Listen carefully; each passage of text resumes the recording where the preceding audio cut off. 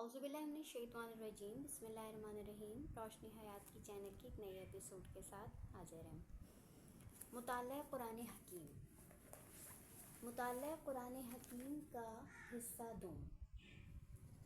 मुताल्ला कुरान हकीम का हिस्सा दोम जो है, अब हम इसकी इब्तिदा करते हैं। जैसे कि इसका तारुफ मैंने आपको पिछली वीडियो में दे दिया है। अब यहाँ पर हम जो सिलसिला शुरू करेंगे, सबसे पहले क़िस्सा हज़रत इब्राहीम अलैहिस्सलाम से। हज़रत इब्राहीम अलैहिस्सलाम, हज़रत इब्राहीम अलैहिस्सलाम का मकाम और मर्तबा। हज़रत इब्राहीम अलैहिस्सलाम अल्लाह सुब्हान ताला के अज़ीम नबी थे।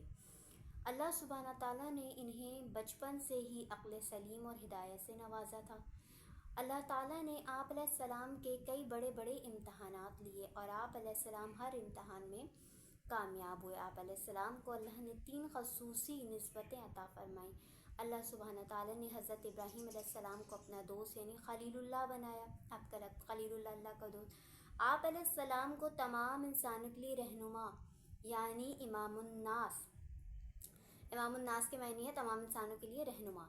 ठीक है जी, इमामुन्नास का मकाम बख्शा। और आप अलैहिस्सलाम के बाद जितने भी अम्बिया कराम अलैहिस्सलाम दुनिया में भेजे गए, वो सब आप अलैहिस्सलाम की औलादों में से थे। यानी कि हज़रत इस्माईल अलैहिस्सलाम की औलाद और हज़रत इसहाक़। अल्लाह ताला ने आपको 2 औलादें दी, बहुत बुढ़ापे में, यानी कि भी अल्लाह ताला ने आपको मौज़ात की औलाद दो अता की।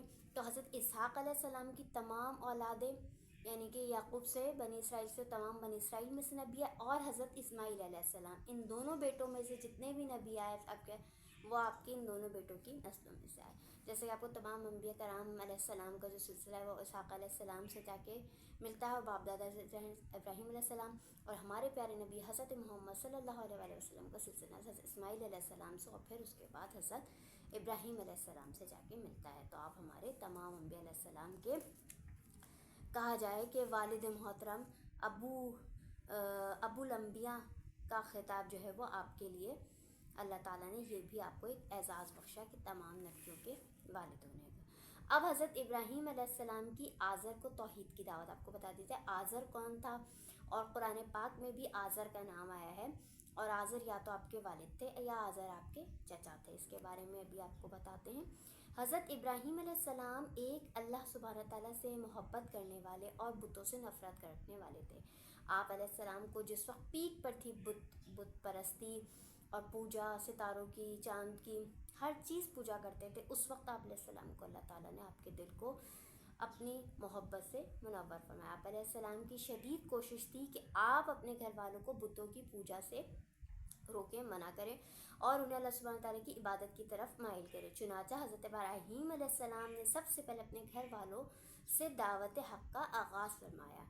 आगाज़ फरमाते हुए आज़र को तौहीद की दावत दी, जो कि बुत बनाता और पूजा करता था। मुफस्सिरीन का मशहूर राय के मुताबिक आज़र हज़रत इब्राहीम अलैहिस्सलाम के वालिद का नाम था।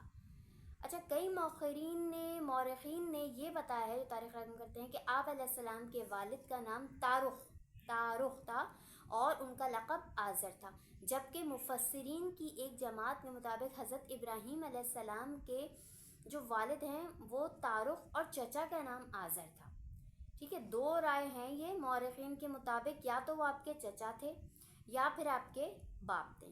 मतलब तारुख आपके बाप का नाम था और आज़र आपके चचा का नाम था। जबकि आपका जो लक़ब था कुछ न का, तारुख जो है वालिद का नाम और आज़र लक़ब था। तो तारुख भी कह सकते हैं, आज़र भी कह सकते हैं, या फिर आपके वालिद तारुख थे तो आपके चचा आज़र थे। इस तरह से जो है वो ये था जो शिर्क में मुब्तला हो गया था। चचा को बाप कहना अरबी मुहावरात में आम है। चचा को बाप कहना अरबी मुहावरात में आम है। आज़र हज़रत इब्राहीम इस्लाम के वालिद हों या चचा, बहरहाल निस्बी तौर पे उनके लिए काबिल एहतराम बुज़ुर्ग थे, और ना ही उनको नुकसान पहुँचा सकते। हमें सिर्फ एक अल्लाह सुब्हान ताला की इबादत करनी चाहिए।